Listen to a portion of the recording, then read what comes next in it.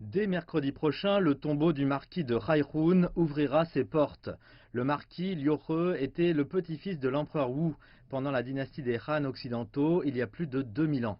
Le site est l'une des rares tombes impériales qui n'ont pas été pillées. Le parc couvre une superficie de plus de 12 km² et a coûté près de 4 milliards de yuan. Il présente les reliques les plus représentatives découvertes dans la tombe du célèbre aristocrate. L'établissement du parc des runes est un moyen efficace de protéger le site de la tombe du marquis de Hairun. Vous savez, le site a été le plus important et le plus intact des sites funéraires de la dynastie des Han occidentaux. Il est très probable qu'il soit le seul tombeau aussi bien conservé d'un seigneur féodal dans l'histoire de la Chine.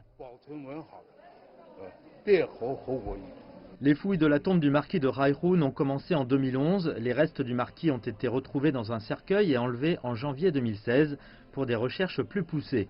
Jusqu'à présent, plus de 10 000 artefacts ont été trouvés, y compris des lingots d'or, des articles de poterie, des ornements de jade et un cadre miroir peint à la ressemblance de Confucius. Les découvertes les plus précieuses, cependant, sont les près de 10 000 feuillets de bambou, dont 5 200 ont déjà été déchiffrés.